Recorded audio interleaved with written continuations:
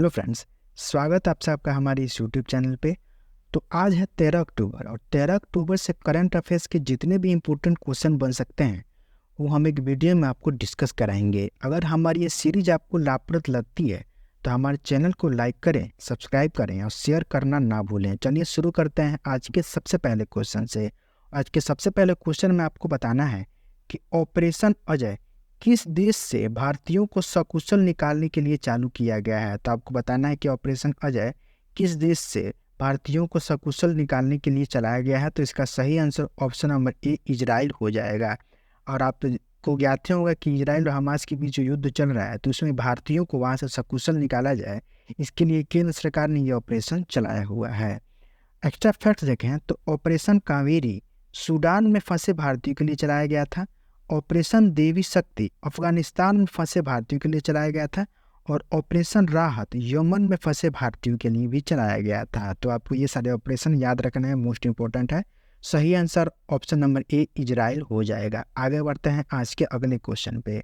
आज के अगले क्वेश्चन में आपको बताना है कि अंतर्राष्ट्रीय क्रिकेट में सबसे अधिक छक्के लगाने का रिकॉर्ड किसने बनाया है। तो आपको बताना है कि अंतर्राष्ट्रीय क्रिकेट में अब सबसे ज़्यादा छक्के लगाने वाले खिलाड़ी कौन बन गए हैं। तो इसका सही answer option number b Rohit Sharma हो जाएगा। रोहित शर्मा ने अंतर्राष्ट्रीय क्रिकेट में सबसे अधिक छक्के लगाने के क्रिस गेल के रिकॉर्ड को भी तोड़ा हुआ है। तो आपको ये भी याद रखना है कि इनसे पहले सबसे ज़्यादा छक्के क्रिस गेल ने लगाए थे, लेकिन अब उनका रिकॉर्ड भारतीय कप्तान रोहित शर्मा ने तोड़ दिया है। साथ ही विश्व कप में सबसे अधिक शतक लगाने का भी रिकॉर्ड रोहित ने बनाया हुआ है। तो आपको ये भी याद रखना है कि विश्व कप में सबसे अधिक शतक लगाने का रिकॉर्ड भी रोहित शर्मा के ही नाम है। और इसका सही आंसर ऑप्शन नंबर बी हो जाएगा। आगे बढ़ते हैं आज के अगले क्वेश्चन पे। आज के अगले क्वेश्चन में आपको बताना है the book of life my dance with Buddha for success इस किताब को किसने लिखा है। तो इसका सही answer option number B Vivek Agnihotri हो जाएगा। एक्स्ट्रा फैक्ट देखें तो इनके निर्देशन में बनी फिल्म द कश्मीर फाइल्स को 2022 दादा साहेब फाल्के फिल्म पुरस्कार में सर्वश्रेष्ठ फिल्म और 69वें राष्ट्रीय फिल्म अवार्ड में राष्ट्रीय एकता पर सर्वश्रेष्ठ फिल्म का भी अवार्ड मिला है। तो आपकी ये भी याद रखना है कि इन्होंने द कश्मीर फाइल्स फिल्म का निर्देशन भी किया हुआ था।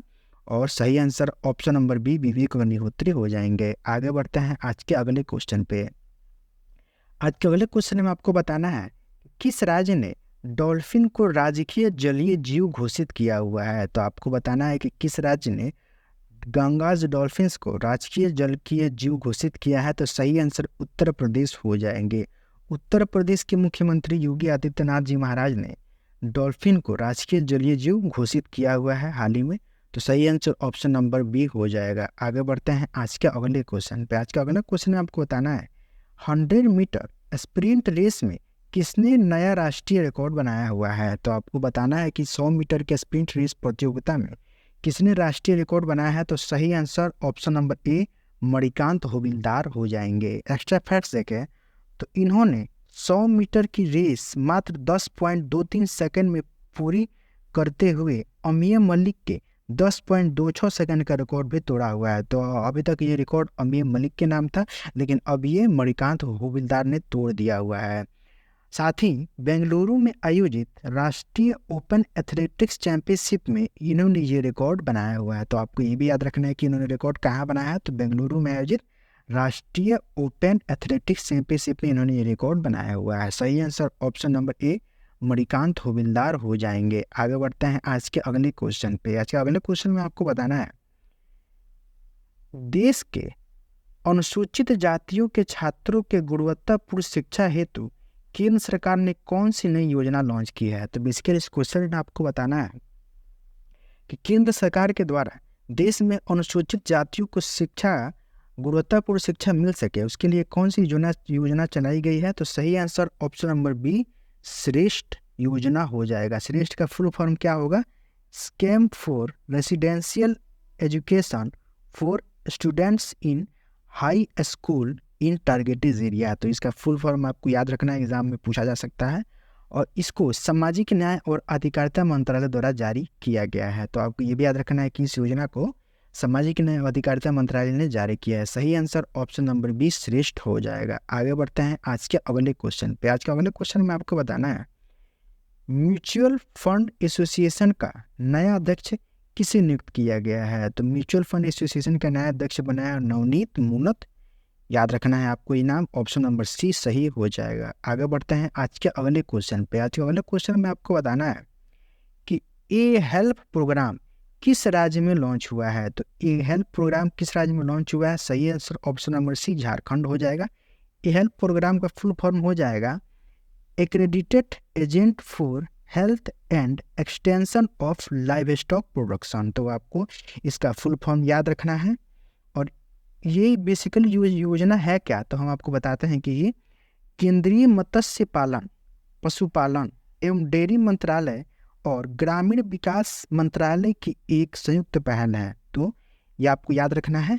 और सामुदायिक आधारित महिला कार्यकर्ता समूह है जो स्थानीय विभागीय गतिविधियों में पशु चिकित्सक की सहायता करने और पशुपालकों को उद्यमिता विकास के लिए ऋण लेने में मदद करती है। तो आपको याद रखना है कि इसका उद्देश्य क्या है।